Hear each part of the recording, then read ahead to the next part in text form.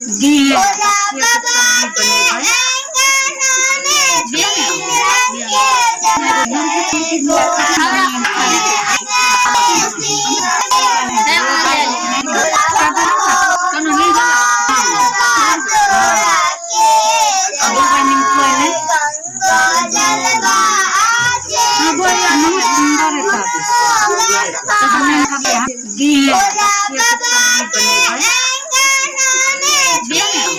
उत्साहित माहौल में विभिन्न क्षेत्रों में मनाया जा रहा प्राकृतिक पर्व कर्मा धर्मा। भाई बहनें की दीर्घायु और सलामती खातिर मनाई गई कर्मा धर्मा पर्व। संस्कृति और परंपरा का लोक पर्व कर्मा धर्मा बिहार के विभिन्न जिलों के साथ ही साथ खगड़िया जिला अंतर्गत समस्त प्रखंडों में काफ़ी आस्था एवं विश्वास व उत्साहित माहौल में मनाया जा रहा है, जहां बहनें अपने भाई के सुख समृद्धि की कामना व दीर्घायु को लेकर उपवास रखते हुए पूजा अर्चना कर रही है। पर्व की शुरुआत में श्रद्धालु व्रतियों ने नहाय खाए व सात्विक अरवा भोजन ग्रहण किए और बहनें अपने भाई की सलामती के लिए पूरी विधि विधान से व्रत एवं पूजन की। ऐसी मान्यता है कि इस पर्व को लेकर व्यक्ति नरक यात्रा से बचता है, उसे वैकुंठ धाम की प्राप्ति होती है।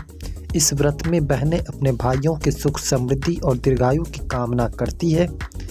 इस पर्व पर पंडित प्रियरंजन मिश्र, हरदेव मिश्र, कृष्णकांत झा आदि का भी कहना है कि भाई की लंबी उम्र की कामना के लिए बहनें अपने घर के बाहर तालाब बनाती है और उसे अच्छी तरह से फल फूल से प्राकृतिक सौंदर्य के लिए सजाती है।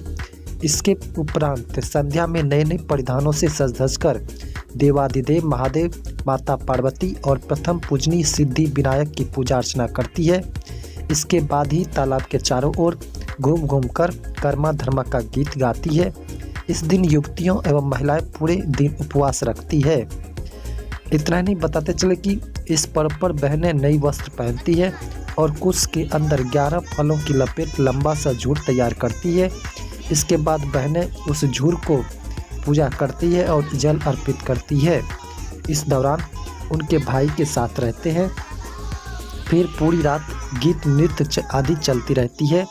बहनें इस गीतों के माध्यम से भाई की लंबी उम्र की कामना की। पूजा अर्चना विभिन्न क्षेत्रों में भिन्न भिन्न विधि से किया जाता है, लेकिन संपूर्ण मगध की विभिन्न महिलाएं शाम को स्नान करने के बाद थाली में धूप बत्ती चावल सिंदूर आदि लेकर एक जगह जमा होती है, जहां झूर के पूजन का अनुष्ठान होता है।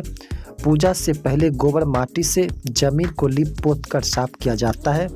वहीं लकड़ी के पीढ़े पर मिट्टी की ओखली बनाई जाती है। इसके पश्चात ही झूर के पौधे को स्थापित कर कर्मा की बेल से ही उसे बांध दिया जाता है, यानी झूर के पौधे में चारों ओर से कर्मी की उसे पौधे को लपेटा जाता है।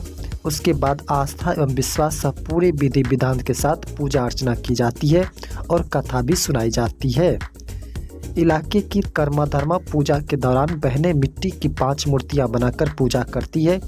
इन मूर्तियों में से गणेश, लक्ष्मी, कर्मा धर्मा और माली की मूर्ति होती है। मिट्टी से ही गंगा जमुना नाम से नदी भी बनाई जाती है। एक में पानी दूसरे में दूध, दोनों को मिलाने के ही लिए मिट्टी को 2 भाग में बांटा जाता है। दोनों को मिलने के लिए उसमें पतला सा एक छेद भी किया जाता है।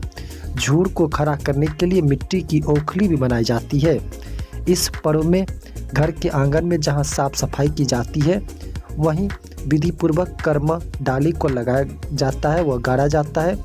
उसके बाद उस स्थान को गोबर से लीप कर शुद्ध किया जाता है। बहनें सजी हुई टोकरी या थाली लेकर पूजा करने हेतु आंगन के चारों तरफ कर्मा राजा का पूजा करने बैठ जाती है। इस पावन पर्व के मौके पर व्रतियों को धर्म कर्मा की कथा भी सुनाई जाती है। इस लोक पर्व में कुंवारी कन्याएं, महिलाएं और बच्चे भी काफ़ी उत्साहपूर्वक भाग लेते हैं। इस त्यौहार को प्रकृति पर्व भी कहा जाता है। लोग इस पर्व के माध्यम से फसल की अच्छी पैदावार की भी कामना करती है।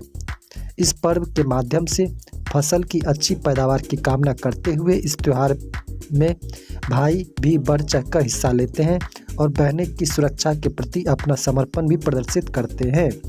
कई जगहों पर पूजा स्थल पर बनाए गए तालाब को भाई द्वारा बहन का हाथ पकड़कर उसे पार कराने की परंपरा है। वहीं इस पर्व को लेकर पंडितों आदि का कहना है कि कर्मा धर्मा एकादशी के दिन रूढ़ी कुश और डाढ़ी घास से भगवान नारायण की प्रतिमा बनाकर रोली, चंदन, पंचामृत, फूल, दूर्वा, धूप, दीप व फल, नैवेद्य आदि की पूजा की जाती है। इसके अलावा गौरी, गणेश व भगवान भोलेनाथ की विधिवत पूजा होती है। भाई अपने बहने की रक्षा का संकल्प लेती है और अगले दिन ही पूजित सामग्री को विसर्जित कर व्रत कर पारण कर दिया जाता है। इस पारंपरिक लोक पर्व कर्म धर्म को लेकर ग्रामीण क्षेत्रों में काफ़ी उत्साह देखी जा रही है। इतना ही बताते चले कि इस पर्व को लेकर पूरे उत्साह के साथ और पारंपरिक तरीके से मनाने को लेकर तैयारियां जोर शोर से की जा रही है और चारों ओर काफ़ी आस्था से भक्तिमय माहौल बनी हुई है। संध्या में व्रती यह त्यौहार विधि विधान के साथ काफ़ी उत्साह से मनाती है। अंततः देर रात नृत्य संगीत करने के उपरांत ही प्रातःकालीन बेला में ही नदी में पूजन सामग्री को विसर्जित कर पूजा को समापन किया जाता है।